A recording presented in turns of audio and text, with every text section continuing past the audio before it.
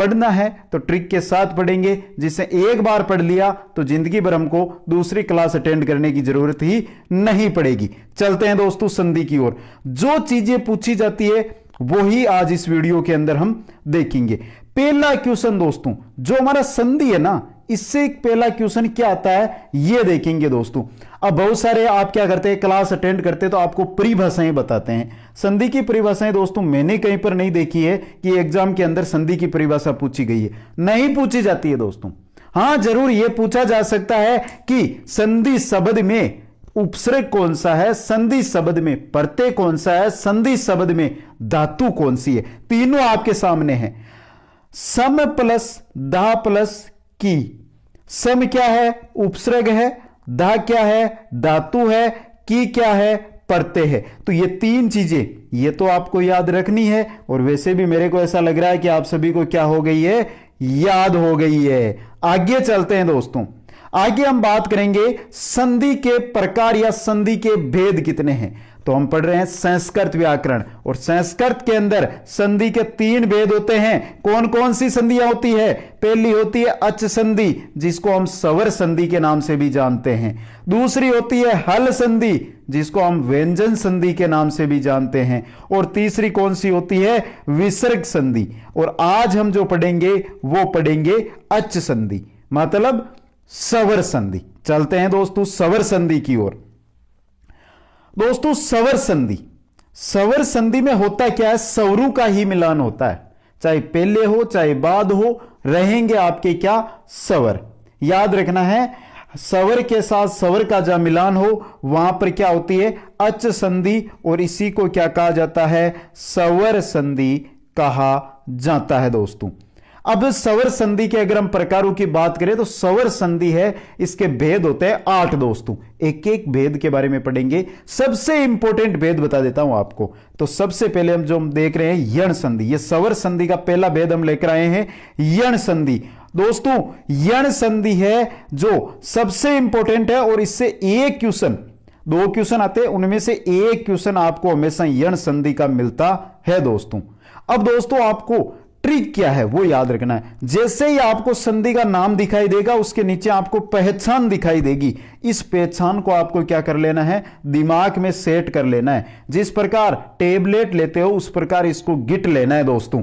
संधि स्थल पर आधा अक्षर ये व से जुड़ा रहता है। संधि जहां पर होगी, संधि जो स्थल है वहां पर ये और व के साथ, इनसे पहले, यह व के पहले आपको आधा अक्षर दिखाई देगा।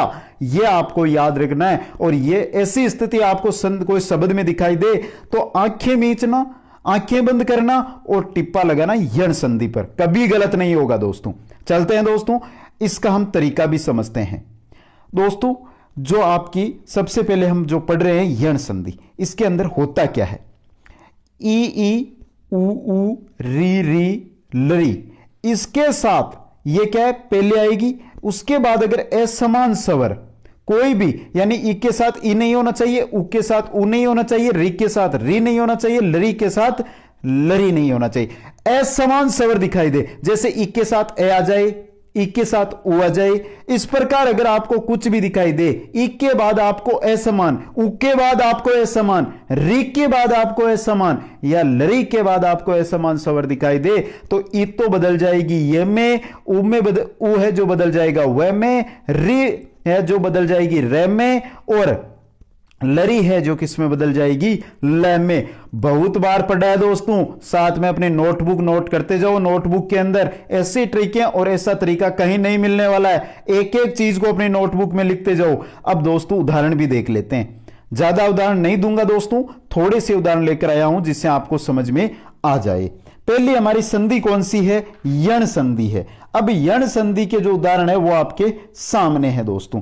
यहां पर देखिए, पहले आइए दोस्तों, यहां पर जो हमने पहचान देखी थी, कैसे पहचाने, यहां पर देखिए सुद्धू पासे, यहां पर देखिए ये है, और ये के साथ क्या लगा हुआ है, आधा दे लगा हुआ है, मतलब यहां पर कौन सी संधि है, यण संधि है। चलते हैं, सुधी प्लस उपासे, सुधी यहां पे क्या आ रही है, ई आ रही है, और प्लस में क्या हो रहा है, ऊ हो रहा है। तो ई के बाद में, अगर ई के बाद में आपको एस समान स्वर मतलब ऊ आ रहा है, तो ई तो आ ही नहीं रही है, ऊ आ रहा है, तो जो ई है ये किस में बदल जाएगा, ये में बदल जाएगा।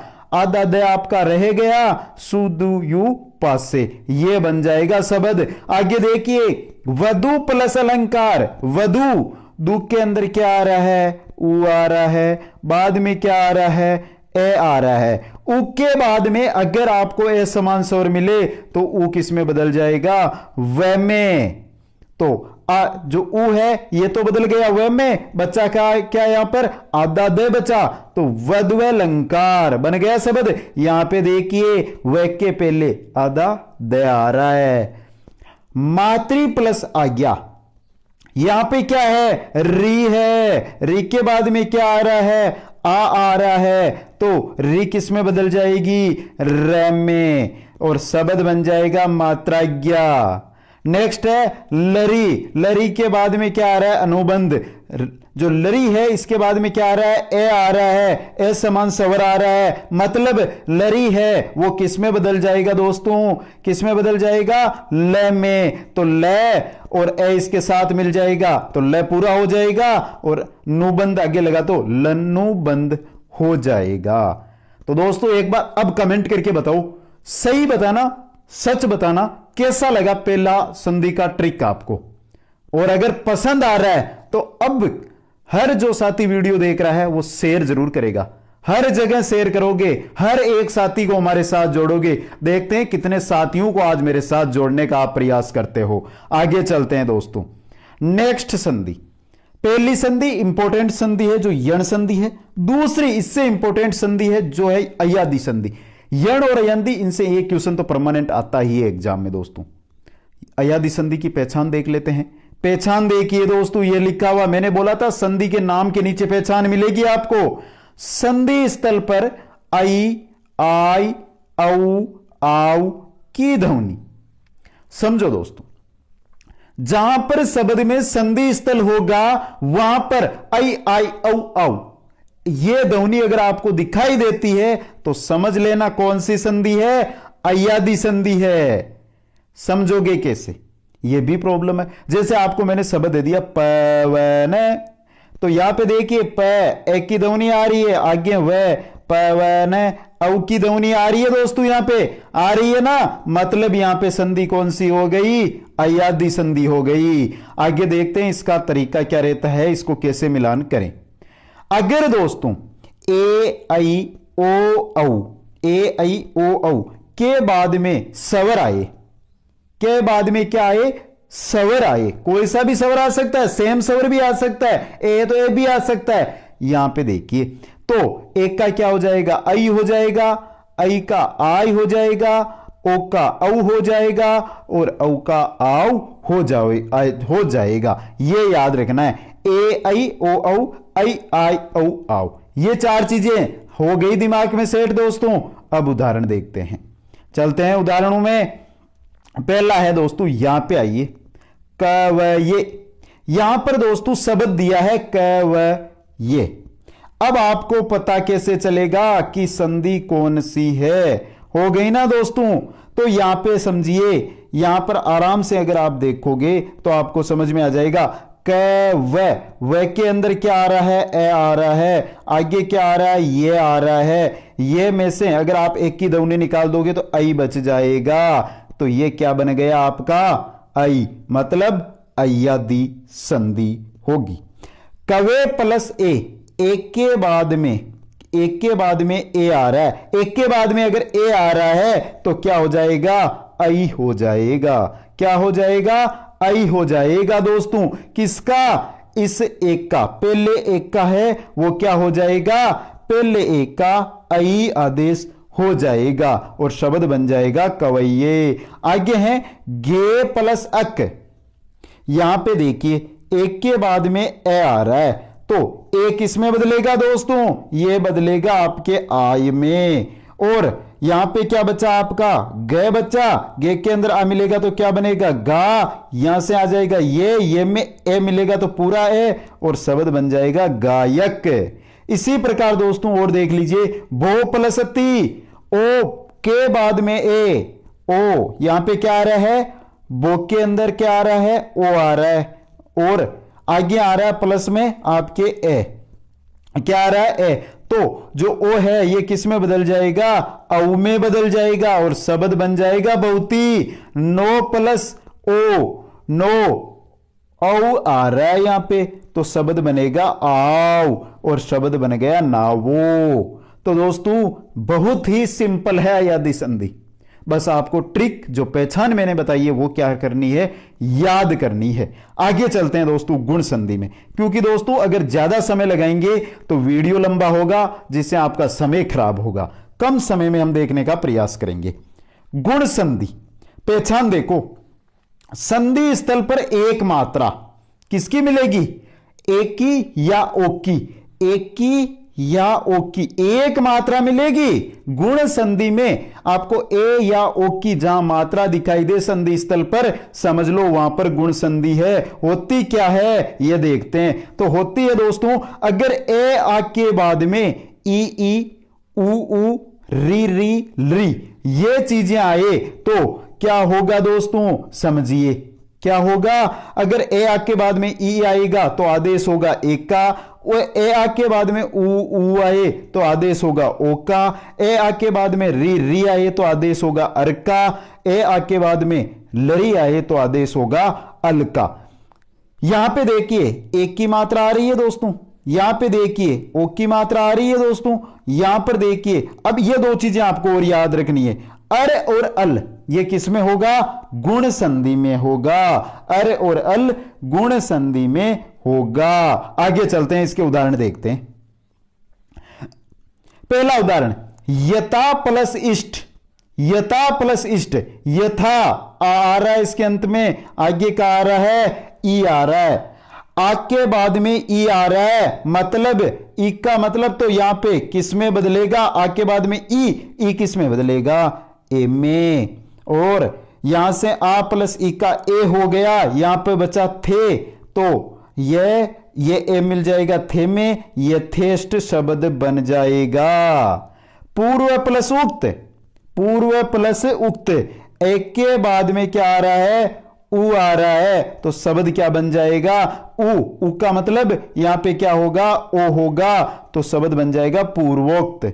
सप्त ऋषि, सप्त ऋषि, एक के बाद में र, एक के बाद में री, मतलब एक के बाद में यहां पे क्या आ रहा है, री आ रही है, तो आदेश किसका होगा, अर का, और शब्द बन जाएगा सप्तऋषि। तव प्लस लरिकार, यहां पे देखिए एक के बाद में लरी आ रहा है, तो क्या हो जाएगा दोस्तों, अल आदेश हो जाएगा, तवलकार। यह होती है आपकी गुण संधि, और गुण संधि मतलब एक क्वेश्चन पक्का याद कर लो। आगे चलते हैं नेक्स्ट संधि में, वर्दी संधि। दोस्तों साथ में लिख लो, जब आप वापस पढ़ोगे एक बार वीडियो देखने के बाद अपने आप याद हो जाएंगे।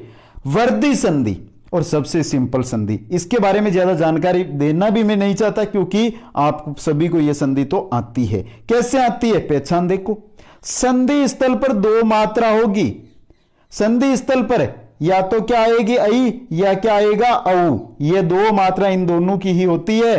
तो संधि स्थल पर दो मात्रा होगी। संधि की पहचान देखते हैं, ए आ के बाद में ए आई ओ औ आए तो ए आई, ए आ के बाद में ए आई आए तो आई हो जाएगा, ओ औ आए तो औ आदेश हो जाएगा। कैसे, जन एकता, यहां पे ए और बाद में ए, तो इनका क्या हो जाएगा, आई आदेश हो जाएगा, जनेकता।